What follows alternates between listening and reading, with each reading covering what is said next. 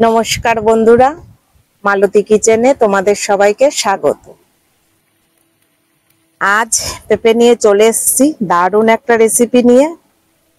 তো পেঁপে যারা না খাবে এইভাবে বানালে বাচ্চা থেকে বয়স্ক সকলেই ভালোবাসবে খেতে। চিলি চিকেন খেতে কে না ভালোবাসে, কিন্তু আমি পেঁপেটাকে বানাবো ওইভাবে, চিকেন ছাড়া চিলি পেঁপে।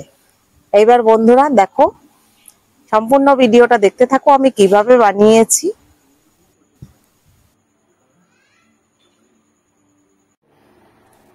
এখানে বেশ বড় একটা পেঁপে নিয়েছি, 1 কিলোর ওপরে।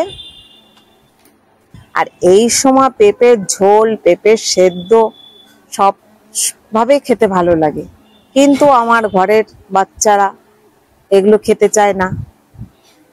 তার জন্য আমি একটু এইভাবে বানাবো।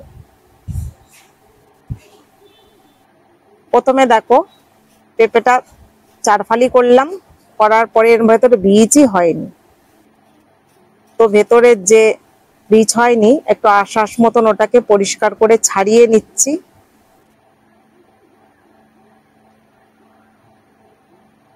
আর এর খোসাটাও ছাড়িয়ে নিয়েছি। আমি এখানে 3 টুকরো নিলাম, আর 1 টুকরো রেখে দিচ্ছি, সেদ্ধ বা ঝোলে যাই হোক খাবো। আর এখানে এই যে গ্রেট করে নিচ্ছি। আমি বড় দিক থেকে গ্রেট করছি, তাড়াতাড়ি হয়ে যাবে। সব থেকে যদি ছোট দিক থেকে গ্রেট করা যায় সব থেকে সুবিধা হয়, কিন্তু সময় লাগবে বেশি। আমি যত কম সময়ে পারি আমি বড় দিক থেকে গ্রেট করে নিচ্ছি।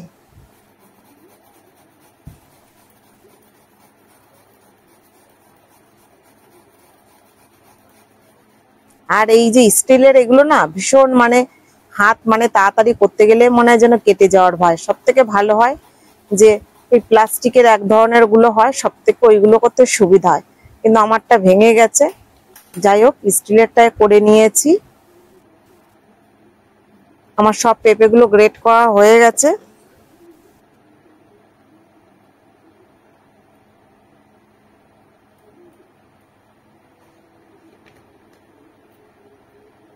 এবার এখানে আমি কিছুটা নুন মেখে, 1 চামচ নুন দিয়ে মেখে 1 ফোঁটা জল নিয়ে মেখে রেখে দেব, যাতে পেঁপের ভেতরে যে জলটা থাকবে এই নুন জল দেওয়ার পরে একটু বেরিয়ে আসবে, তাতে আমার ভাজতে সুবিধা হবে।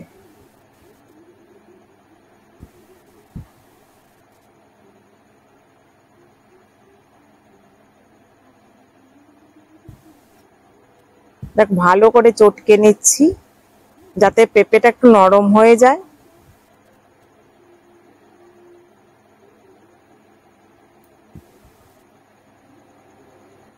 এবার এর ভেতরে দেখো, একটা মাঝারি সাইজের পেঁয়াজ আমি গ্রেট করে নিচ্ছি, এর ভেতরেই দিয়ে দিচ্ছি, কুচি আর দিলাম না, গ্রেট করে দিলাম।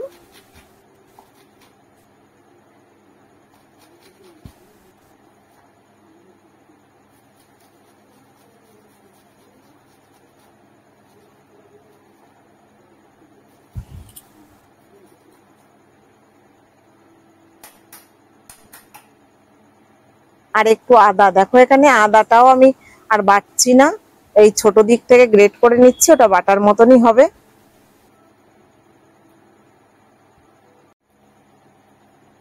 এবার এটাকে দিয়ে আর একটু মেখে রাখবো কিছুক্ষণ। দেখো, অনেকটা পেঁপেটা অনেকটাই নরম হয়ে এসছে নুন মাখানোর পরে।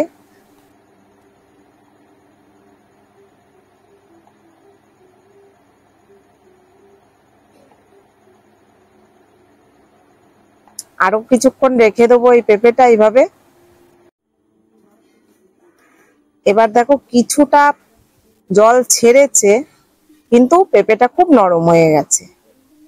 দেখতে পাচ্ছ, যে জলটা আমি এখানে দিয়েছিলাম সেই জলটা বেরিয়ে গেছে, আর পেঁপেটা নুন মাখানোর পরে নরম হয়ে গেছে। এবার জলটাকে ছেঁকে একটা পাত্রে নিয়ে নিয়েছি।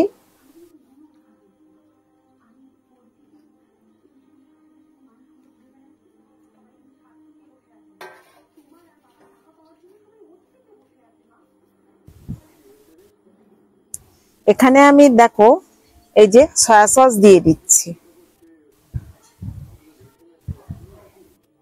একটু ভিনেগারও দিয়ে দিচ্ছি, যে পরবর্তীকালে আমি এটাকে দেব না, আগেই দিয়ে দিচ্ছি, যখনই ভাজবো তখনই দিয়ে দেব। আর এই যে গোলমরিচের গুঁড়ো এখানে দিয়ে দিচ্ছি,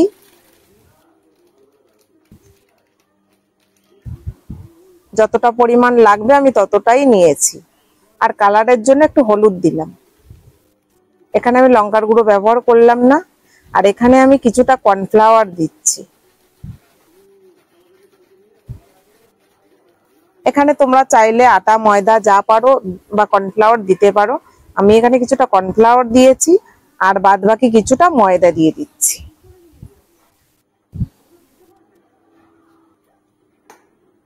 আর একটা ডিম দিয়ে দিলাম, ডিমটা দিয়ে দিলে আর একটু টেস্ট বাড়বে, সেই কারণে। তোমরা চাইলে নাও দিতে পারো যদি বানাতে চাও।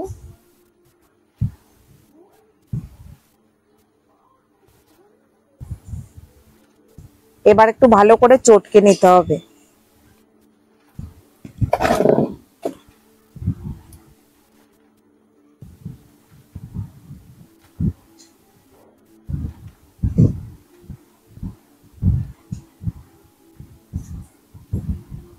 এখানে এখনো আমার ছাড়া ছাড়া দেখাচ্ছে এখানে মাখাটা, সেই কারণে আমি আরেকটু ময়দা দিয়ে দিলাম।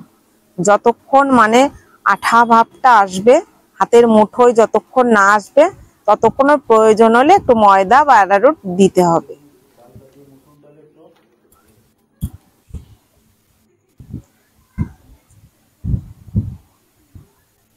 এখানে দেখো ক্যাপসিকাম, পেঁয়াজ আর কাঁচা লঙ্কা কুচি করে নিয়েছি।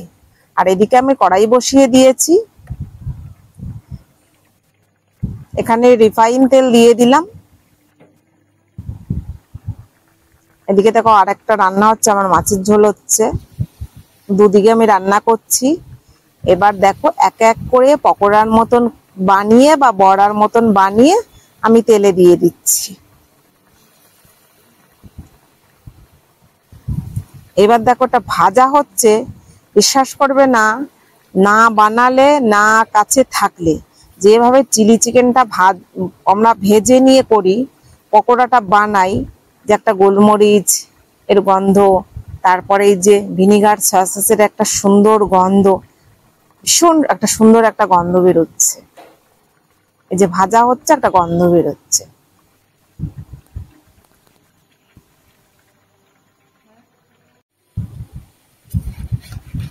এবার একটু নেড়ে নেব।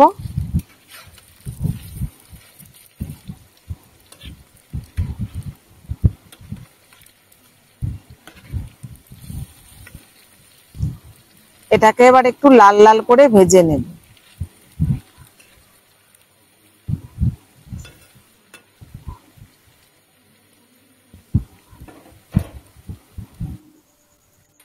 এবার দেখো আমার অনেকটাই ভাজা হয়ে গেছে, বেশ সুন্দর লাগছে, বেশ পকোড়া পকোড়া বা চিকেন পকোড়া এরকম ধরনের কিছু একটা মনে হচ্ছে ভেজে রেখেছি।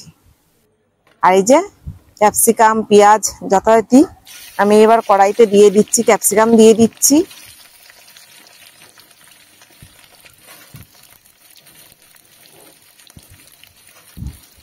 ক্যাপসিকাম পেঁয়াজ একসঙ্গে সব সবজিগুলোই দিয়ে দিলাম, লঙ্কা সবই দিয়ে দিলাম। এবার ভালো করে নেড়ে নেব।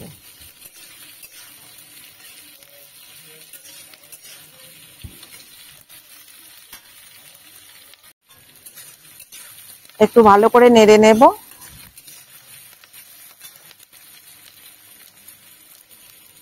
এবার একটু নুন দিয়ে দিচ্ছি, নুন দেওয়ার পরে আর একটু নরম হয়ে যাবে। তো বন্ধুরা বলি, আমি এই যে চিলি পেঁপেটা বানাচ্ছি, তোমরা একটু শেয়ার করো। শেয়ার করলে কি হবে বলো তো, যে সমস্ত বাচ্চাদের মারা খুব ইচ্ছা করে যে একটু বাচ্চাদের খাওয়াই, তারা ঠিক এইভাবে বানিয়ে খাওয়াতে পারবে। তো আমি এখানে টক ঝাল মিষ্টি যে সসটা আমি ওটাই দিয়ে দিলাম, আমি আলাদা করে চিলি সস দেব না, কারণ আমার বাচ্চারা খাবে, বেশি ঝাল হলে খেতে পারবে না। আর এই সসটা তো টক ঝাল মিষ্টি সস, আর এখানে ভিনেগার সয়া সস আমি দেবো না, আমি প্রথমেই দিয়ে দিয়েছিলাম। এবার ভেজে থাকা যে পেঁপেটা পকোড়া বানিয়ে রেখেছিলাম, এবার সেটা দিয়ে দিলাম কড়াইতে।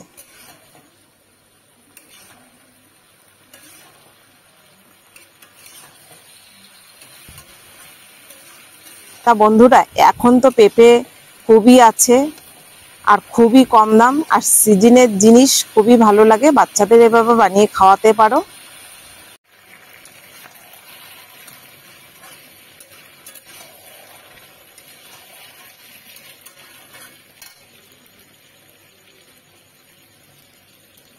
হালকা করে একটু জল দিয়ে দিলাম, যে একটু গ্রেভি ভাবটা আসলে তো রুটি দিয়ে খেতে পারবে। এটা তো রুটি দিয়ে খাওয়ার জন্যই আমি বানাচ্ছি, এটা প্রয়োজনে ভাতের সঙ্গেও খাওয়া যেতে পারে, কিন্তু রুটি পরোটার সঙ্গে বেশি ভালো লাগবে খেতে।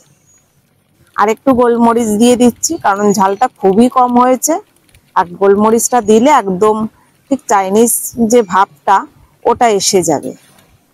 তো বন্ধুরা, আমার ভিডিওটা ভালো লাগলে লাইক, কমেন্ট, শেয়ার, সাবস্ক্রাইব করে দিও, আর ফেসবুক পেজটাকে ফলো করে দিও।